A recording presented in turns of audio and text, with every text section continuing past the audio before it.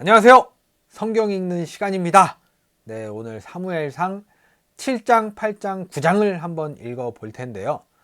네, 여러분들 그런 느낌 받지 않으세요? 마치 제가 조금 아까 이제 4장, 5장, 6장을 읽고 이어서 7장, 8장, 9장을 녹화하고 있다는 그런 느낌? 네, 맞습니다.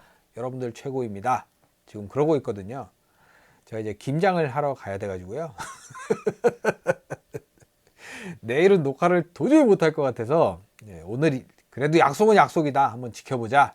오늘 이틀치를 녹화를 하고 김장을 갔다 오자 라는 생각을 해서 오늘 7장, 8장, 9장을 이어서 녹화를 하고 있습니다. 아까 말씀드렸다시피 컨디션이 그렇게 좋은 게 아니어서 여러분들이 보시기에 참 좀 이렇게 불편하지 않게만 힘내서 마지막까지 최선을 다해서 녹화를 하자라는 마음입니다.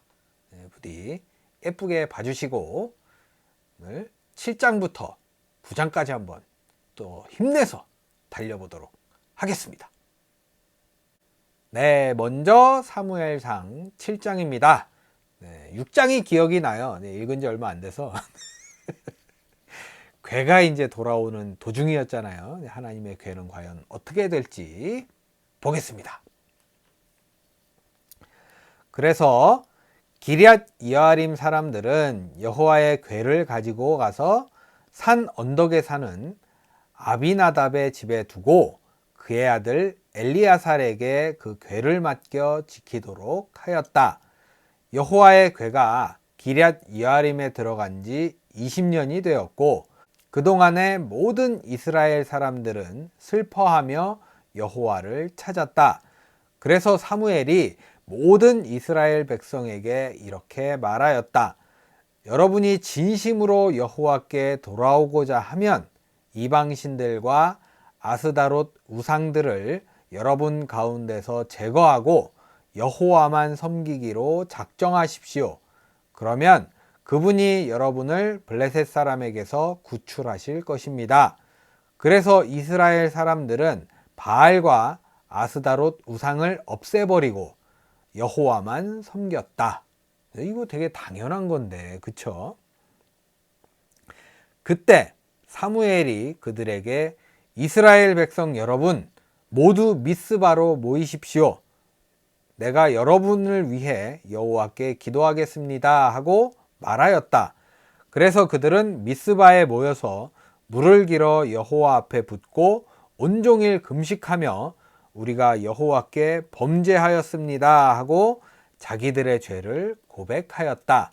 그리고 사무엘은 그곳 미스바에서 이스라엘의 사사가 되었다. 블레셋 사람들은 이스라엘 사람들이 미스바에 모였다는 말을 듣고 병력을 동원하여 그들을 치려고 올라왔다. 그러자 이스라엘 사람들은 블레셋 사람들을 두려워하여 사무엘에게 당신은 우리를 블레셋 군의 손에서 구원해 달라고 우리 하나님 여호와께 쉬지 말고 기도하십시오 하였다. 좀 뭔가 이제 제대로 되는 느낌이네요.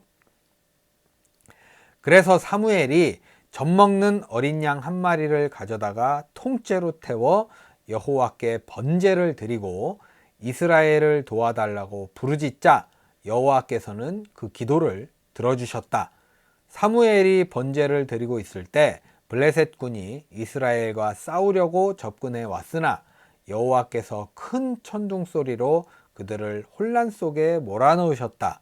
그래서 이스라엘 군은 그들을 격퇴하고 미스바에서 벳갈까지 계속 추격하며 그들을 쳤다. 그때 사무엘은 돌 하나를 주어 미스바와 센 사이에 세우고 여호와께서 여기까지 우리를 도우셨다 하고 그 이름을 에베네셀이라 불렀다. 이렇게 해서 블레셋 사람들은 굴복하고 다시는 이스라엘 땅에 쳐들어오지 못했는데 이것은 여호와께서 사무엘이 살아있는 동안 그들을 막으셨기 때문이었다. 그래서 이스라엘 사람은 블레셋 군에게 빼앗겼던 에그론과 가드 사이의 모든 성들을 되찾았다. 그리고 이스라엘과 아모리 사람 사이에도 평화가 있었다. 사무엘은 평생 동안 이스라엘의 지도자로 일하였다. 그는 해마다 베델과 길갈과 미스바로 순회하면서 그곳의 모든 소송 문제를 처리해주고 다시 자기 집이 있는 라마로 돌아왔는데 그는 거기서도 이스라엘 사람들의 소송 문제를 해결해 주었다. 그리고 사무엘은 여호와를 위해 그곳에 단을 쌓았다. 네, 이렇게 뭔가 기분 좋게 7장이 마무리되었습니다. 네, 계속해서 사무엘상 8장입니다. 네, 이제 사무엘이 열심히 일을 시작했잖아요. 네, 과연 어떤 또 운명이 펼쳐질지 보겠습니다. 이제 사무엘은 많이 늙었다. 네. 일 열심히 이제 시작하는 느낌이었는데 분명히 그죠? 근데 늙었어요. 저랑 좀 많이 예상이 달라져서 저 깜짝 놀랍니다. 그래서 그는 자기 아들들을 이스라엘의 사사로 세웠는데 장남은 요엘이며 차남은 아비야였다. 그들은 브엘세바에서 사사가 되었으나 자기 아버지와 같지 않아서 돈을 탐하여 뇌물을 받고 재판 업무를 공정하게 처리하지 않았다. 참 이런 거 보면 좀 그래요. 네, 아버지가 훌륭하면 좀 자식들이 좀 이렇게 좀 따라가게 마련인데 반대로 가는 경우도 또 없지 않아 있어서 좀 씁쓸합니다. 그래서 이스라엘의 모든 장로들이 모여서 라마에 있는 사무엘에게 찾아가 이렇게 말하였다. 보십시오. 이제 당신은 늙었고 당신들의 아들들은 당신의 행위를 본받지 않고 있습니다. 그러니 다른 나라들과 같이 우리에게도 왕을 세워 우리를 다스리게 하십시오. 네. 또 이 왕에 관한 얘기가 그 전에도 한번 나왔었는데 왕이 없어서 뭐 왕이 없으니까 왕을 세워달라 이렇게 얘기하는데 하나님이 계시잖아요. 이때 뭐 하나님하고 얘기도 하고 막 이럴 때인데 참 이런 거 보면 좀 안타까워요. 사무엘은 왕을 세워달라는 그들의 요구를 기쁘게 여기지 않았기 때문에 여호와께 기도하여 물어보았다. 그러자 여호와께서 그에게 이렇게 대답하셨다. 백성들이 너에게 한 말을 다 들어주어라. 그들은 너를 버린 것이 아니라 나를 버려 더 이상 내가 그들의 왕이 되는 것을 원치 않고 있다. 여기 봐요. 바로 나오잖아요. 이렇게. 내가 그들을 이집트에서 이끌어낸 그날부터 오늘날까지 그들은 계속 나를 저버리고 다른 신들을 섬겨왔으며 이제 그들은 너에게도 똑같은 짓을 하고 있다. 이제 너는 그들의 말을 들어라. 그러나 왕을 모시는 것이 어떤 것인지 그들에게 경고해 주어라. 그래서 사무엘은 왕을 요구하는 백성에게 여호와의 말씀을 전하며 이렇게 말하였다. 여러분이 왕을 모시겠다고 계속 고집하면 그 왕은 여러분의 아들들을 징발하여 그의 전차와 말을 몰게 하고 그의 전차 앞에 달리게 할 것이며 또 여러분의 아들들 중에 어떤 사람은 군부대의 지휘관이 되게 하고 또 어떤 사람은 종을 삼아 궁전에 밭을 갈며 추수하게 하고 또 다른 사람은 왕의 무기와 전차의 도구를 만들게 할 것입니다. 그리고 그는 여러분의 딸들을 데리고 가서 강제로 요리시키고 빵을 굽고 향료를 만들게 할 것입니다. 그가 여러분의 밭과 포도원과 감람원 중에서 제일 좋은 것을 빼앗아 그의 신하들에게 줄 것이며 또 여러분이 추수한 수확의 11조를 거두어 자기 관리와 신하들에게 나누어 주고 여러분의 남녀 종들과 제일 좋은 소와 나귀를 끌고 가서 그의 사적인 일을 시킬 것입니다. 그리고 그는 여러분의 양떼 중 10분의 1을 빼앗아 갈 것이며 여러분은 그의 종이 될 것입니다.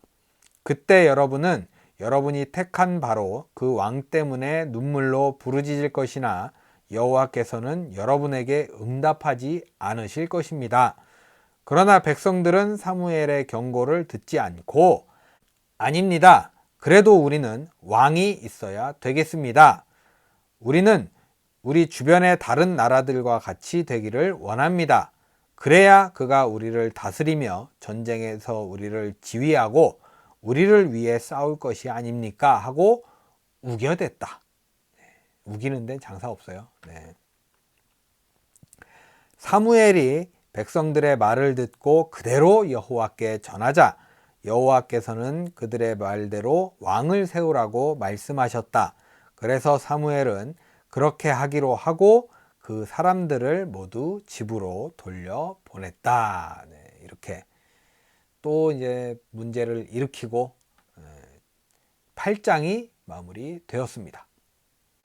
네, 마지막으로 사무엘상 9장입니다. 네, 과연 어떤 왕이 탄생하게 될지 누굴지 궁금하시죠? 네, 나오겠죠, 여기선. 네, 한번 보겠습니다. 베냐민 지파에 기스라는 사람이 있었다. 그는 부유하고 유력한 사람으로 아비엘의 아들이며 스롤의 손자요 베고랏의 증손이며 아비아의 현손이었다. 사람을 소개할 때 항상 이렇게 족보가 쫙 나오는 그런 느낌이죠. 네, 아무래도 이제 혈연 같은 느낌, 혈연지연 뭐 이런 거 있잖아요. 네, 그런 느낌으로 이제 우리 할부지의 조카 뭐 이런 느낌인 것 같아요. 기스에게는 사울이라는 아들 하나가 있었는데 그는 이스라엘에서 키가 제일 크고 으뜸가는 미남자였다. 이 사울이 제가 아는 그 사울인 것 같죠? 우리가 다 아는 그 사울 왕 맞죠? 네, 그런 것 같아요. 어느 날 기스의 나귀들이 길을 잃고 집에 들어오지 않았다. 그래서 그는 사울과 하인 한 사람을 보내며 나귀들을 찾아오라고 하였다. 그들은 에브라임 산간지대와 살리사 땅과 사알림 일대와 베냐민 전 지역을 돌아다니면서 샅샅이 찾아보았으나 나귀들을 찾을 수가 없었다. 그들이 숲 땅에 이르렀을 때 사울이 하인에게 말하였다. 그냥 집으로 돌아가자. 지금쯤 아버지께서는 나귀보다 우리를 더 걱정하실 것이다. 좋은 수가 있습니다. 이 성에 하나님의 사람이 있는데 그가 말한 것은 무엇이든지 이루어지기 때문에 모든 사람들이 그를 존경하고 있습니다. 그 사람에게 찾아가서 한번 물어봅시다. 나귀가 어디에 있는지 아마 가르쳐 줄 것입니다. 말하는 게 살짝 사무엘 얘기 같죠? 네. 그렇지만 우리에게는 그에게 드릴 선물이 아무것도 없지 않느냐? 우리 음식도 다 떨어졌으니 그에게 드릴 것이라곤 하나도 없다. 대화체예요. 이렇게 쭉 이어가는. 나에게 조그만 은하가 있습니다. 이것이라도 그에게 드리고 한번 알아보도록 합시다. 그거 좋은 생각이다. 그렇게 하도록 하자. 그래서 그들은 예언자가 있다는 성을 향해 출발하였다. 그들은 성으로 가는 언덕길을 올라가다가 물 기르러 나오는 처녀들을 만나 이 성에 선견자가 있습니까? 하고 물었다. 그 당시에는 예언자를 선견자라고 불렀기 때문에 사람들은 하나님에게 물어볼 일이 생길 때마다 지금 흔히 우리가 말하는 식으로 예언자에게 가서 물어보자 라고 하지 않고 선견자에게 가서 물어보자 라고 말하기가 일쑤였다. 보면 이제 또 예언자 그럼 좀 없어 보이고 선견자 이러면 좀 뭔가 있어 보이고 뭐 이런 게 있었나 봐요. 그때는. 그때 처녀들이 이렇게 대답하였다. 방금 이 길을 지나서 성으로 들어갔습니다.